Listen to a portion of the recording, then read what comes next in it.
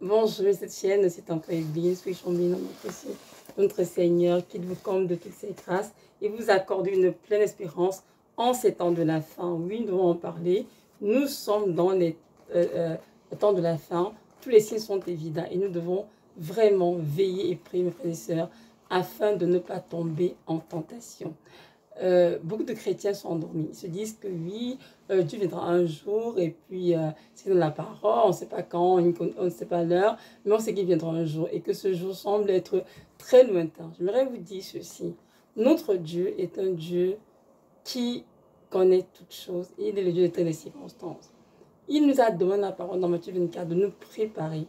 Il a dit veillez et priez, comme vous ne savez pas l'heure à laquelle viendra votre Seigneur, et c'est vrai. Nous sommes dans de la fin, les signes sont évidents, beaucoup de maladies, beaucoup de famines, des guerres. Il y a beaucoup, je ne peux pas sans compter la pandémie qui a fait de grands ravages et qui continue d'en faire et qui va conduire le monde dans un système de contrôle, où nous savons tous. Nous savons que la pandémie est une guerre spirituelle avant toute chose. La pandémie que nous voyons, qui a pris place dans nos sociétés, est l'œuvre de l'ennemi, dans le but justement de contrôler les êtres humains et de détruire leur vie, bien sûr. Mais nous, en tant qu'enfants de Dieu, nous devons veiller et prier. Veiller et prier afin de ne pas céder à la chair.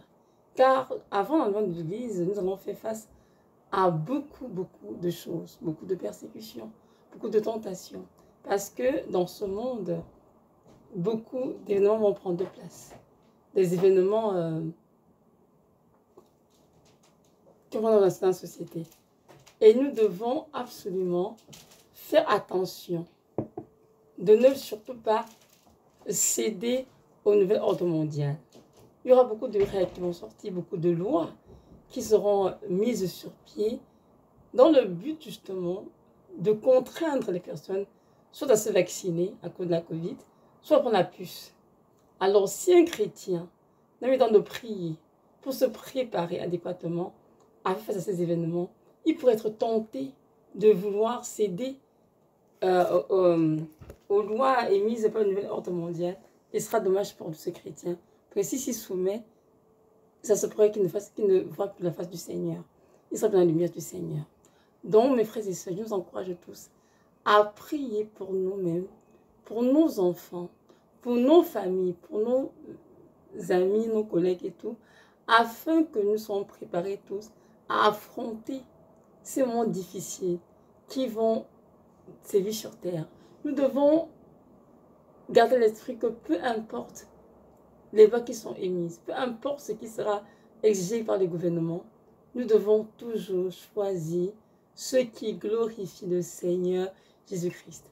Même si on risque notre vie, même si on sera décapité, même si on sera scié comme le fait a été scié, même si on sera privé de nourriture, peu importe le type de persécution, on doit se résoudre à toujours choisir d'honorer le Seigneur.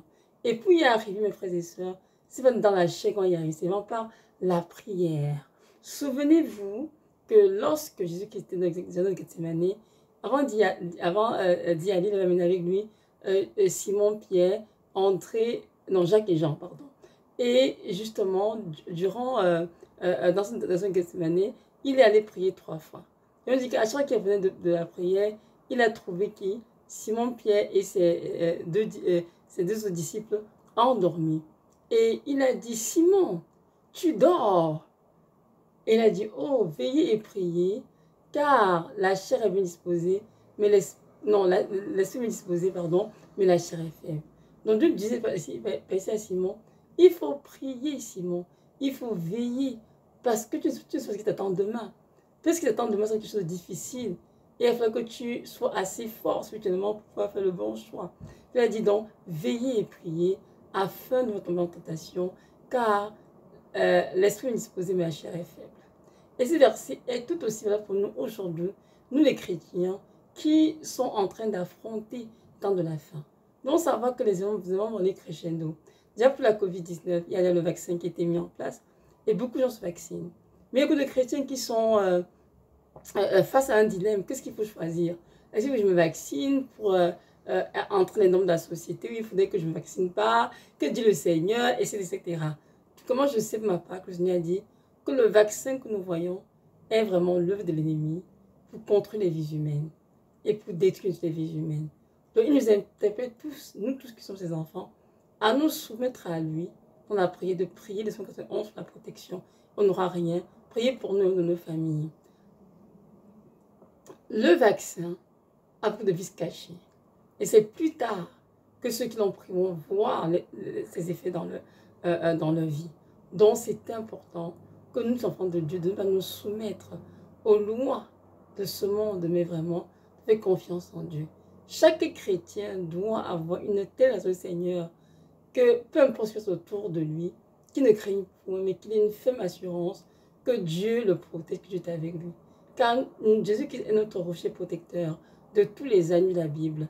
Donc c'est important, mes frères et sœurs, que nous puissions vraiment le savoir et croire en cela avec vraiment une profonde conviction qu'en Jésus-Christ, on n'a absolument rien à craindre. Ce qu'il apprend dans 1 Corinthiens 6, 19 20, que nous avons été créés par Dieu et que notre corps est son temple, comme le Saint-Esprit. Nous devons glorifier Dieu, notre corps, qui appelle au Seigneur de Nazareth. Donc, on va bien notre corps, on ne peut pas agir n'importe quoi. Pour faire plaisir au monde, pour faire plaisir aux collègues, pour faire plaisir à l'employeur. Non, nous devons faire la volonté de Dieu.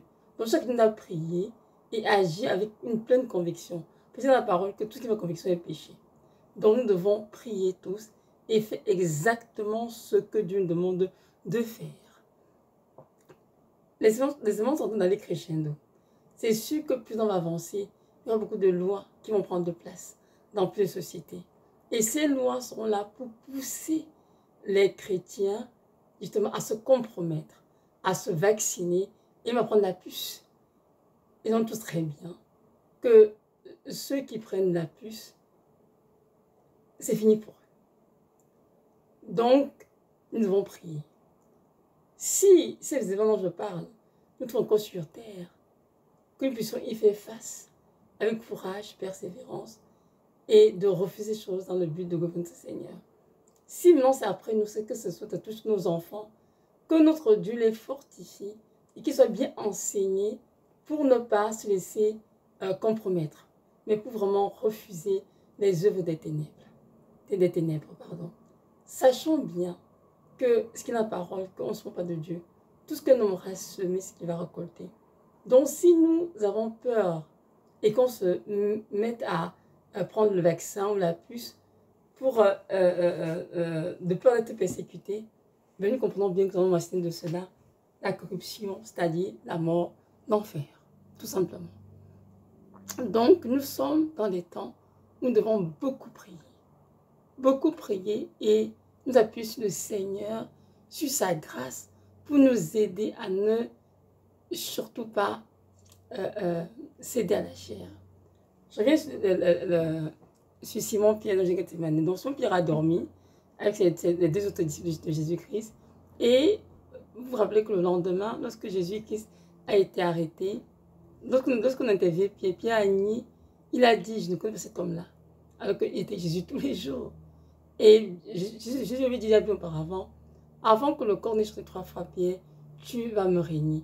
Tu n'y croyais pas. Et lorsqu'il a régné le Seigneur, il s'est souvenu que Dieu lui avait dit qu'avant que le corps ne chante 3 fois, tu m'auras régné. Et ce qui s'est passé. Pourquoi est-ce que Simon-Pierre a régné Jésus-Christ? Pourquoi est-ce que l'autre était pointé du doigt par les gens de la vie qui ont dit, oh, cet homme-là est avec le Seigneur. Il a dit, je ne le connais pas. Parce que dans Jésus Gethsémani, au lieu de prier, Simon-Pierre s'était assoupi. Il dormait. Il n'a pas prié. Et, pardon. Et lorsque la tentation est survenue, il est tombé. Alors que dans son cœur, il aimait le Seigneur. C'est pourquoi lorsqu'il a régné le Seigneur, il s'est souvenu que je lui ai dit auparavant que Simon, avant que le corps ne se soit tu m'auras régné. Il s'est le Seigneur. Il a pleuré amèrement. Pourquoi? Parce qu'il s'est rendu compte de sa faiblesse humaine, de ce qu'il avait déçu le Seigneur. Mais donc tout après, bien sûr, il s'est repenti, on se doute bien qu'il s'est repenti et ensuite il s'est reçu le Seigneur. Ceci pour dire que pour pouvoir supporter ces événements qui vont arriver dans ces sociétés, pour pouvoir tenir ferme contre certaines lois qui seront émises dans le but de nous détruire. Nous devons beaucoup prier afin que lorsque ce moment-là viendra, que nous serons assez spirituellement solides pour dire non aux lois du monde, pour dire non aux choses qui ne viennent pas glorifier notre Seigneur. Et je sais que Dieu m'entend plus de personnes. À la fin des temps, beaucoup de chrétiens vont être en train de prendre la puce dans le but d'avoir ce dont ils ont besoin. Et ce sera très, très dommage. Donc, mes frères et sœurs, prions. Prions encore. Prions tous les jours afin que Dieu nous donne cette grâce d'échapper, cette grâce de se soumettre à sa volonté, peu importe le prix à payer, et de ne jamais trahir le Seigneur. Et c'est aussi pour notre premier bien, parce que nous voulons finir notre course au ciel hein, et non en enfer. Donc c'est important de le réaliser. Et nous devons aussi savoir qu'avant l'enlèvement, il y aura beaucoup d'événements qui vont prendre de place. Beaucoup d'événements. Et nous nous serons amenés à faire des choix. Et si j'ai écouté dans sa parole, je mets devant toi la vie et la mort. Choisis la vie et tu vivras. Donc, en ce monde que nous vivons, ce choix a commencé. Par exemple, il y a le vaccin contre la Covid. Dieu te dit, veux-tu vacciner? Ou tu dis, oui au vaccin ou non au vaccin. Pardon. C'est à toi de voir, c'est à toi de prier.